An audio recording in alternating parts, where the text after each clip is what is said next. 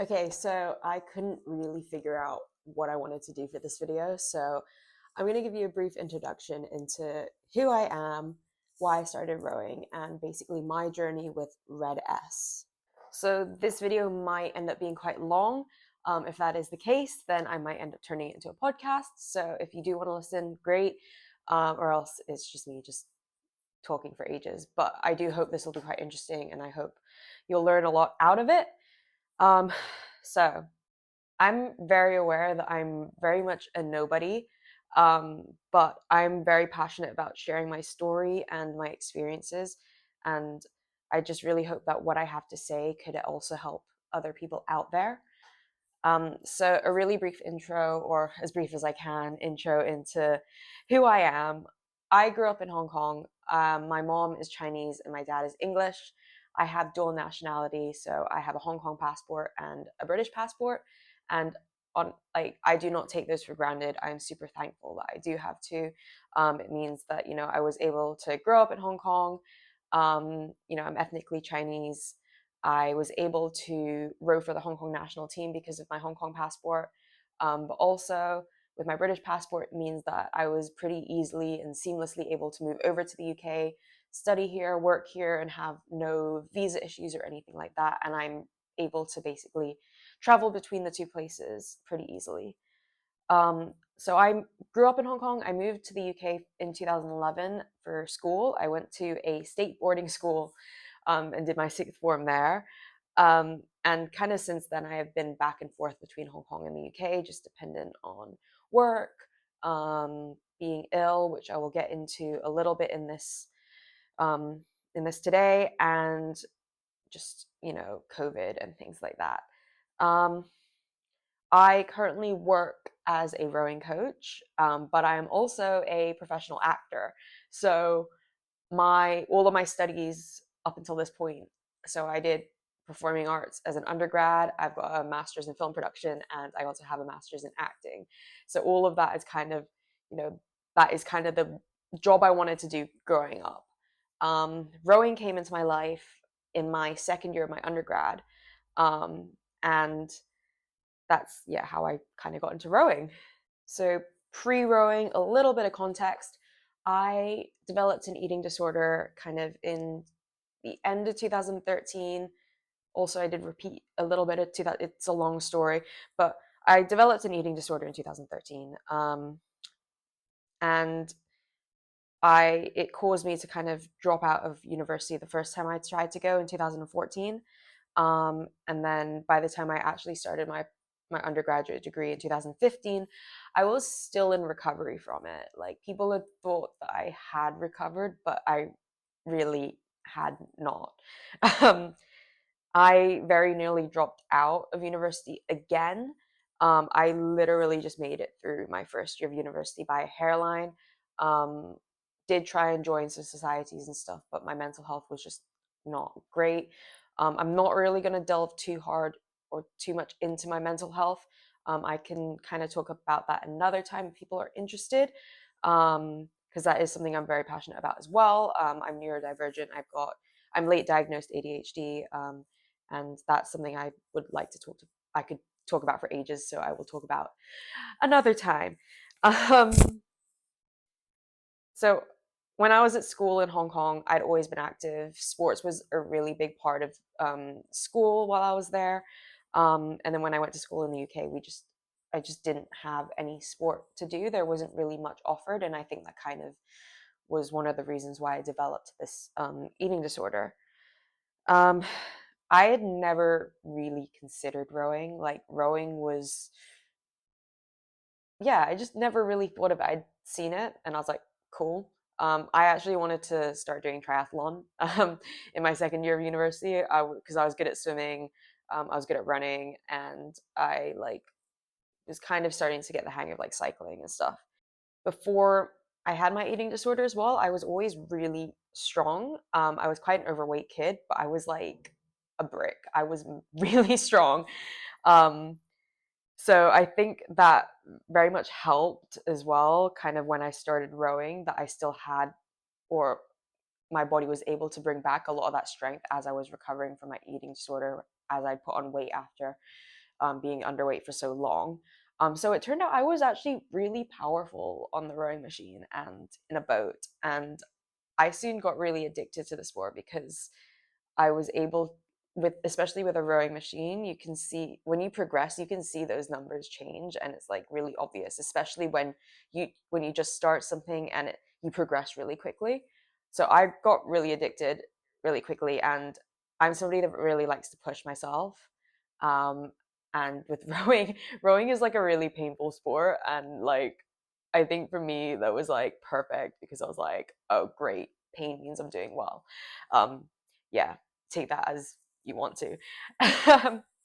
But what rowing did for me was it helped me in the sense of understanding that food was not completely the enemy. I say completely because remember I've been recovering from, or I've had RED-S for so long now. So there's still a little part of my brain that kind of, yeah. But it helped me kind of see food as fuel, and in that kind of helped me in my recovery from my eating disorder there. Yes, some could argue that it just gave me something else to control, which yes, it definitely could have. Again, I'm not going to try and delve too much into like the mental health side of things. This is purely just kind of REDS, disordered eating, low energy availability, and my journey through there. Um, Another thing I want to point out as well is, so I hadn't had a consistent period since I developed my eating disorder. Um, and that is a trend that's continued until now. So, how does RED-S and low energy availability kind of work its way into this? When I started rowing, I wasn't big. I was, remember, I was still recovering from my eating disorder. Yes, I put on weight. I'm not going to give you the numbers, but and also I'm not 6 foot tall. I'm 5'7", 5'8", right? Um, so after kind of like my novice year, when we were now kind of moved into the more senior performance side, my coach was like, you know what? You guys will be really good as lightweight rowers. You're small, you're strong. You could do well in this. So I had always basically been considered a lightweight rower. I was never really considered for open weight, I mean, yes, but it was more like I was considered lightweight because I was strong enough to be lightweight. If I wanted to go into open weight, I wasn't strong enough for that. So I just kind of stayed lightweight. So there's probably some flags in people's heads being already raised. As somebody who previously had an eating disorder, being lightweight again was a way for me to have some sort of control over my food, over what I'm eating, and weight. But in my mind at the time, I didn't see it like that. I was just like, oh, because I could eat a lot. Like rowing takes a lot of energy, right? So I was just very aware that I was able to eat a lot and still row. But obviously, I still had in the back of my mind this whole thing of, oh, you need to be a certain weight, you need to stay a certain weight.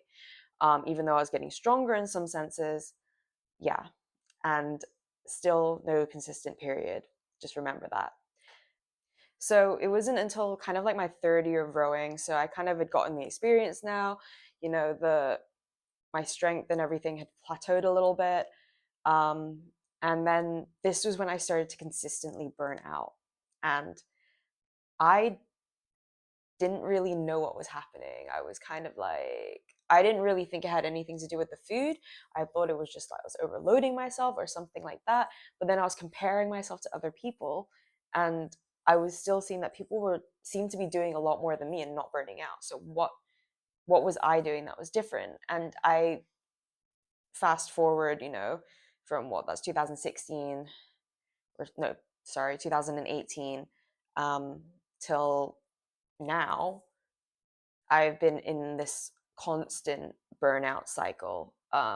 It also has something to do with my ADHD, but again, that's another topic for another day. Um, but I was consistently burning out. I was tired all the time, and just there were times where I had loads of energy and stuff like that. And I do remember back to those being times where I was eating well, I was socializing well, all this kind of stuff. Again, social anxiety another video another time. Um, but yeah, even then, when I went on to the Hong Kong team, I was consistently burning out. Like, I'm very aware that I did not make the most of my time on the Hong Kong team. It did well for me in the sense where like my rowing got a bit better, and all of this kind of stuff. And I'm so grateful for the experience I had on the team. Um, I just was, yeah, consistently burning out on the team. I spoke to one of my old coaches recently, and he was like, I actually think you could have done really well had you been able to train properly and not overdo it all the time, which is, I still struggle with at the moment, but we're getting there. My current program is really good for kind of making sure that I don't overdo my sessions. So fingers crossed for that working well. Um, but also, I just realized that I never really learned how to eat properly. Like, I kind of went from eating disorder to rowing, and then just kind of fueling for rowing and all of this kind of stuff. Um, and basically, that last year I was kind of like, oh, I had enough of it. But in the back of my mind, I was kind of like, no, I still want to do lightweight. Whereas this year, I'm very much like, I'm done with feeling low of energy. I feel like as well, I have read so much on Red S on low energy availability, and that it's all kind of come to this whole thing where I'm just like, I just want to feel good. One of the things that's been holding me back from getting out of it is the fear of gaining weight, the fear of my clothes not fitting. And I think for a lot of women and probably a lot of guys as well, that is something that we are afraid of. It's the aesthetic part of it. It's looking in the mirror and looking different. I am I'm trained as an actor, and I watched, you watch all of these films and stuff, and you see these beautiful, beautiful people on TV. And like, I was thinking the other day, I was watching a film, and it was a certain actress was portraying a female athlete, somebody that actually existed. And if you look at pictures of the athlete, she was, she's stocky, she's muscly, but the actor playing her was skinny, pretty. Um, and I just thought, and as an actor, it's like, so I have that thing where like, oh, I'm not going to get roles unless I'm like skinny and I look good then. So this year has kind of just been a bit more like, look, I'm just so done with being tired. I just want to feel good. Like, and it is a really scary thing putting on weight and stuff. I look in the mirror now and like I don't have any abs. I see fat on my stomach, and it's scary. But I was also talking to one of my coaches, or one of my old coaches, this year at a race I was at. It was Henley Women's. I was doing lightweight. Really found it really hard to do lightweight this year. I mean, I found it really hard last year, but this year even more because I was trying to cut the weight correctly and still eat a load of carbs and stuff. But even then, it still wasn't enough. Like, I was still in low energy. I'd like just before this, I'd gotten like some sort of consistent periods back, and then when I had to like cut for this particular for Henley Women's, just went, and I haven't had my period since. So I was talking to one of my coaches there though, and he said something, well, like one of my old coaches there, and he said something that actually is stuck in my mind. And he was basically like, yeah, you're basically training in a calorie deficit all the time. And that is pretty much what it is like to be a lightweight. You train in a calorie deficit all the time because your body is, you're trying to get your body to a weight where it doesn't want to be. So if you go back to maintenance calories, then you're going to end up putting on weight. I don't count calories, because again, this comes from the whole having previously had an eating disorder. It gives me anxiety. I don't, I already, the numbers on a rowing machine and everything already take over my mind. So I know numbers, food, no. um, but yeah, so it did kind of just click with, and realizing that I was consistently in a calorie deficit, and I was trying to train consistently in a calorie deficit and get better erg scores and all of that kind of stuff. And that's just not going to happen. So this year, I'm really trying to get out of that red S zone, I really want to prove, that just because you're lighter doesn't mean you're going to be stronger. I want to prove that at 29, I can still make significant gains, especially as somebody who has been in this perpetual red S state for over 10 years. And I want to prove that, I want to prove to my younger self as well that I can make a difference and I can do well. My goal, obviously, this year is to be open weight. I have goals for my 2K score. I want to get it down a lot. And I think by giving myself the energy and the fuel to do that, even in my late 20s, I will be able to make significant progress for it. I want to qualify for Henley in my single this year. And then after that, I want to do some other stuff, but I'm a little bit hesitant to publicly say right now, because I just want to see where I go. And yes, I do have goals as an actor as well. And I am basically trying to build my life around my sport and around my passions. And I know that I am super lucky to be able to do that. And I know that I'm super lucky to have the support behind me to do that as well. So yeah, I think that's all I have to say. So slightly long. I hope you enjoyed listening to it. If there is anything else that you would like me to talk about, would like to see from this kind of journey, following me on my Instagram, social media. I also have a TikTok now as well, which I just post random crap on sometimes. But yeah, if there's anything you'd like to hear, then great. Please follow, subscribe. And I just really hope that, yeah, that you guys will enjoy watching me progress as much as I enjoy seeing my progression. And